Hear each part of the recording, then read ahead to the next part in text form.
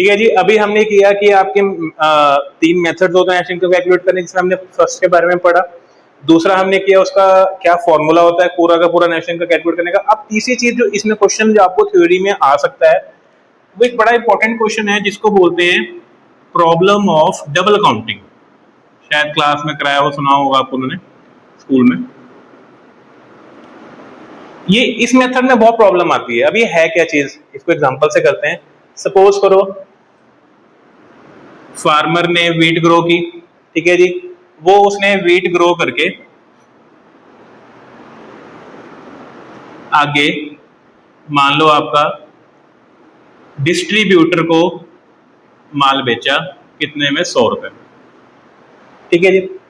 अब यही जो डिस्ट्रीब्यूटर है, शॉर्ट में लिख रहा हूं, इसने क्या किया, आगे बेचा एजेंट को, मंडी के एजेंट को बेच दिया सामान कितने में, सपोज करो 120 में, ठीक है।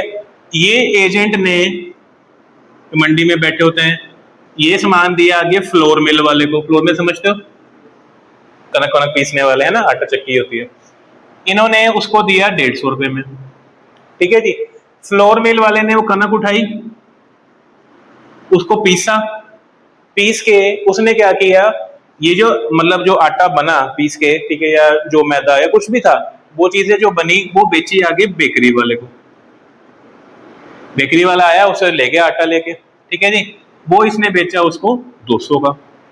अब बेकरी वाले ने क्या किया, अपना खुद का प्रोडक्शन किया, आटा ले आया, मैदा ले आया, उसको डाला, ब्रेड बना दी, ठीक है। वो उसने ब्रेड बेची किसको, रिटेलर को।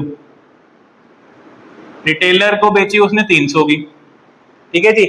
रिटेलर ने रखा सामान, जैसे सामने गोयल है ना, गोयल ने सामान रखा, आप गए वहां पे लेने के लिए, कस्टमर है ना आप सब, वो उसने चिपका दिया उसको 400 रुपए का।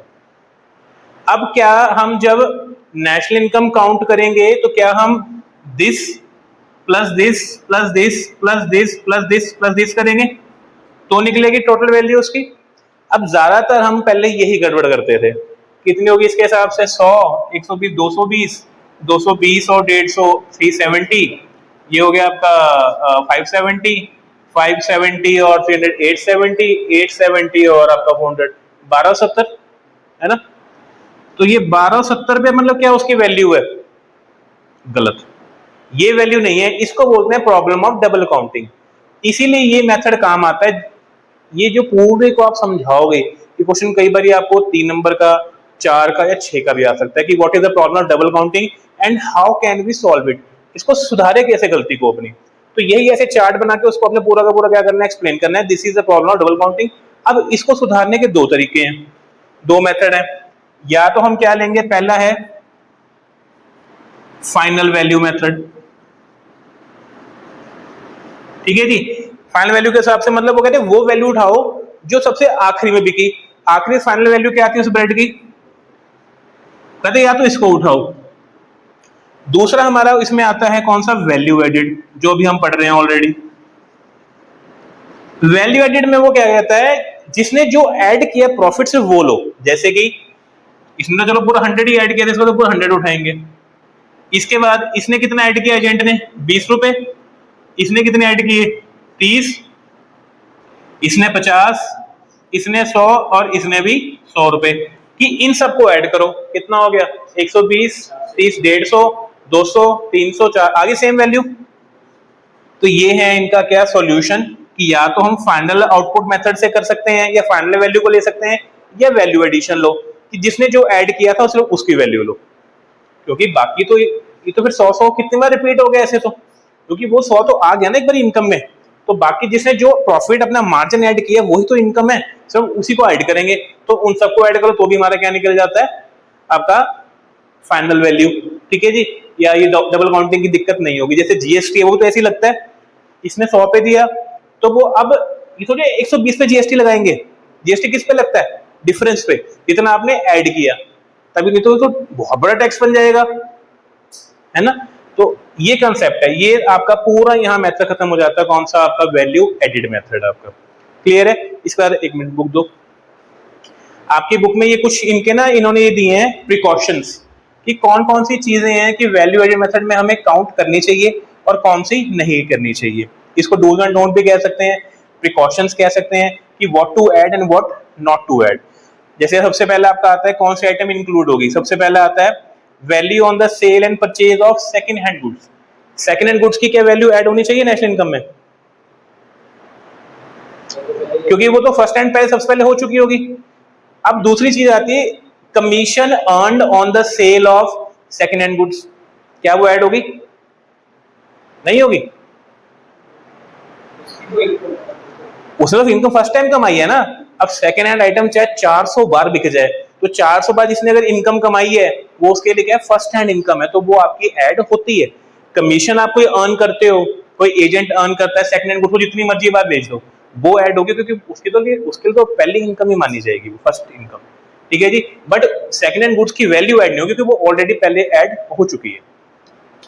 फिर वो कहते हैं इंटरमीडिएट गुड्स की वैल्यू ऐड होगी। और जैसे अभी इसमें हमने किया था ये 100 रुपया, ठीक है जी, ये जो इसमें तो इसके लिए तो इंटरमीडिएट था ना, वो इसने खर्चा किया, क्या वो हम ऐड करेंगे नेशनल इनकम देते वक्त, नहीं करेंगे, क्योंकि वो ऑलरेडी पहले उसमें ऐड हो, जितना हमने एक्स्ट्रा किया वो ऐड होता है, इंटरमीडिएट का भी ऐड नहीं होता, क्योंकि उसमें अभी कुछ ना कुछ वैल्यू ऐड और होनी होती है, इस वजह से।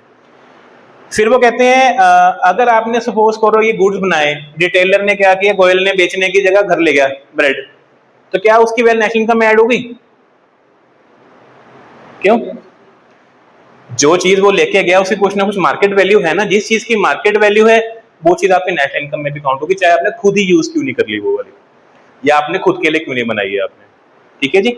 फिर आपका आता है ऐसी same production for self consumption, हमने कुछ अपने कंजम्पशन के लिए वो चीज बना ली तो वो भी ऐड होगी आपकी। अब चक्की वाला ये तो नहीं है, फ्लोर मिल वाला सिर्फ लोगों के लिए ही आटा मतलब वो कनक पीस रहा है, घर पे क्या भूखा रहता होगा वो, ऐसा तो नहीं है ना, तो अपने लिए तो करता ही होगा, तो क्या उसकी वैल्यू ऐड नहीं होती, वो भी ऐड होगी, क्योंकि वो भी तो कुछ ना कुछ मार्केट वैल्यू है ना उस चीज की। फिर वो कहते हैं सर्विसेज फॉर सेल्फ कंजम्पशन, आपने अपनी किसी चीज की सर्विस दी है, मानो जैसे इसमें बेस्ट एग्जांपल आता है हाउस वाइफ का, क्या हाउस वाइफ की वैल्यू है कोई मार्केट में, नहीं है ना, ऐसा रिप्लेसमेंट तो कोई नहीं है ना उस चीज की, तो वो आपकी वैल्यू ऐड नहीं होती। उसके बाद आपका आता है इम्प्यूटेड रेंट, क्या हमारा जो घर है जिसमें हम रह रहे हैं, हमारा ऑक्यूपाइड हाउस है या नहीं भी रह रहे उसमें, क्या उसकी वैल्यू ऐड होगी, उसका रेंट ऐड होना चाहिए नेशनल इनकम में, ऐड होगा। गवर्नमेंट ये मानती है कि एक घर आपके लिए बहुत होता है रहने के लिए, ठीक है जी।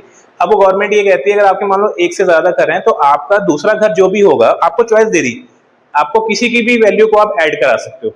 गवर्नमेंट कहती है खाली पड़ा तो हम तो मानेंगे इसकी कुछ ना कुछ इनकम आ सकती है, आपको क्या पता आप ले भी रहे हो, गवर्नमेंट कहती है क्या पता आप ले रहे हो इनकम, हमें क्या पता है, गवर्नमेंट उसका रेंट इनकम आपकी वैल्यू आपकी नेट इनकम में ऐड कर देता है। तो इसलिए अगर आपका अपना घर भी है उसकी रेंटल इनकम भी उसमें ऐड की जाती है, ठीक है, नेशनल इनकम को काउंट करते वक्त। एंड लास्ट आता है कि अगर कोई इलीगल आइटम, ठीक है जी, आपकी क्या इलीगल उसकी वैल्यू ऐड होनी चाहिए, ड्रग्स बंदूकें गोलियां, है ना, हम भी जीएसटी भर देते हैं, ऐसा कुछ नहीं होता, उनकी वैल्यू ऐड नहीं होती है आपकी।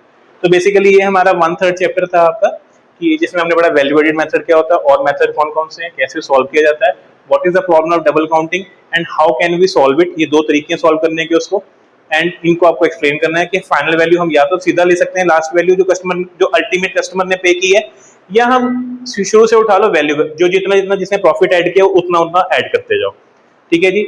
ये हमारा यहाँ पे इसका एक पार्ट खत्म हो जाता है आपका, क्या कि नेशनल इनकम के मेथड्स में सबसे पहला आपका कौन सा वैल्यू एडेड मेथड।